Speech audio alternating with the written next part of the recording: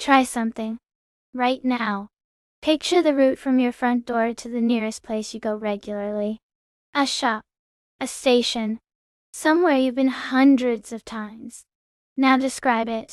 Turn by turn. Every junction. Every landmark in sequence. You can't, can you? You get a few steps in, and then there's something, a gap, a smear, a general sense of direction that isn't actually a memory. You know you turned somewhere near the post office, but you can't remember if you turned before it or after it. You know the walk takes about 12 minutes, but you couldn't tell me what you see between minute 4 and minute 9. You've done this walk 1,000 times, maybe more, and you don't know it. This is not a memory problem. This is not age, or distraction, or the fact that you weren't paying attention. This is something your brain did to you deliberately. Something it does to every human brain, in every culture, in every recorded period of history. The question is why? And the answer is considerably stranger than the question. There is a standard answer to this. Neuroscientists call it procedural memory, or habit memory. The idea is that the brain has two filing systems. One for facts and episodes, things you consciously know and can recall on demand. The other for procedures, things you've done so many times that they've been compressed into automatic behavior. Riding a bike, typing, walking a familiar route. When a route gets transferred to procedural memory, you stop consciously encoding it. You stop, in a meaningful sense, experiencing it. You're on autopilot, which means the part of your brain that would form a retrievable memory has been stood down. You arrive at your destination, and there's no record of the journey.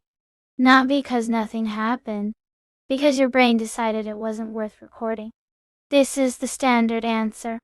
It's accurate as far as it goes. But here's the part that gets less attention. When you actually need to navigate, when you're giving someone directions, or something on the route has changed, and you need to adapt, your brain doesn't retrieve the stored route. There isn't one to retrieve. It does something else entirely.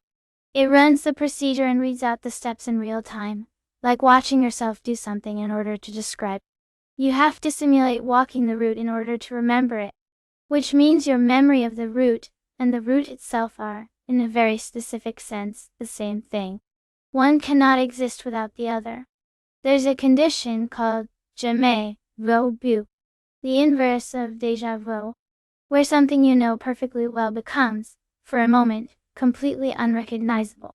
Your own name, repeated aloud, until it sounds like a noise. A word stared at, until it becomes a pattern of lines. A face you know suddenly appearing strange. Researchers can induce jamais vu, deliberately. One method is to have subjects write the same word 60 times. Around the 40th repetition, a significant portion of subjects report that the word has stopped looking like a word. The meaning evacuates. The letters become arbitrary. The thing they have been writing is no longer legible to them. When researchers at Leeds studied this in 2023, they found that jamais vu was not a malfunction. It was the brain recognizing that it had been doing something so many times that conscious processing had become wasteful. It was shutting down the conscious layer, filing the thing away into automatic, which means every single familiar route you walk is in a state of continuous jamais vu. The church on the corner, the lamppost, the particular sound of that junction. You see them, and they register as signposts. Left here, straight on here. But they have long since stopped meaning anything. They are triggers, not memories. You have been navigating by a system you cannot inspect. And the system has been doing this since you were a child. And you didn't notice because noticing would have defeated the purpose. Consider what this means structurally. Your brain decided, at some point you cannot identify, that this route did not need to be remembered. It decided this without consulting you. And it was right. The route didn't need to be consciously remembered, because the whole point is that you would keep walking it. The memory is redundant when the behavior is reliable. But the behavior is only reliable as long as nothing changes.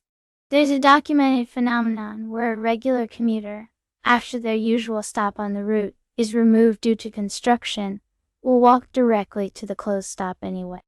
Not because they forgot. They knew the stop was closed. But the procedural system doesn't interface with conscious knowledge in the way you'd expect. It runs its program. The program says stop here. The person stops here. The surprise on their face is genuine. And this is the thing researchers find consistently. The more familiar a route, the more catastrophically a person fails to notice when it changes. When it changes. An unfamiliar route gets processed consciously, attentively, with full memory encoded. A familiar route processes on a system that doesn't produce memories and doesn't take corrections well. You are less aware of the places you know better, more present in the places you've never been. That's not a metaphor. That's a neuroscientific finding. Your most familiar surroundings are, in a measurable sense, the least real to you. They've been abstracted into a sequence of triggers. What you're moving through isn't a street. It's a set of instructions. You have never actually seen most of your commute. You've been executing it. There's one more layer. When subjects are asked to estimate how long a familiar journey takes versus an unfamiliar one of identical length, they consistently report that the familiar journey is short, not feels shorter. They believe it is shorter. They will argue for this if challenged. Researchers call this the well-traveled road effect. The more often you've made a journey, the more your brain compresses its perceived duration. The automatic system doesn't produce a sense of time passing in the same way conscious processing does. So the journey doesn't just feel quicker. The time, in any meaningful subjective sense, doesn't fully happen. Every day you make a familiar journey, a portion of your life elapses without being experienced. This is not a philosophical point. It is a measurable reduction in the amount of conscious time you perceive yourself to have lived. The brain, optimizing for efficiency, is spending your time without your permission. The people who report the strongest sense that their lives are passing too quickly are, in studies, consistently those with the most routine-dominated schedule. And the people who feel time expanding, slowing, becoming vivid, are consistently those in unfamiliar environments, because every step is being consciously processed, encoded, experienced in full. Newness is not just pleasant. It is, quite literally, time. The unfamiliar route you've been avoiding because it's slightly less convenient is the one your brain would actually register, would actually remember. The familiar one, the efficient one, is the one being consumed silently, without record.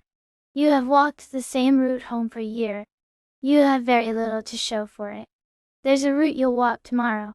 You've walked it many times before. You will arrive at the other end with no particular memory of how you got there, and this will not trouble you, because it never has. The brain that navigated you will not have recorded the journey.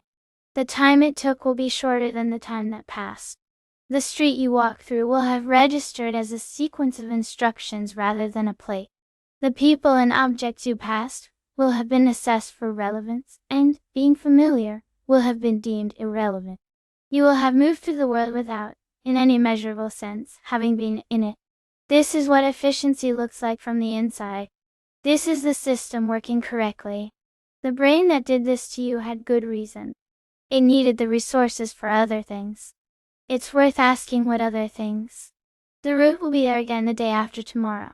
And the day after that. Each time a little shorter, a little less present, a little further below the threshold of experience. Until one day, someone asks you to describe it, and you'll find that you can't. That the street you've walked 1,000 times is as blank to you as a room you've never entered. That's not a failure of memory. That's memory working exactly as designed. We just never asked what it was designed for.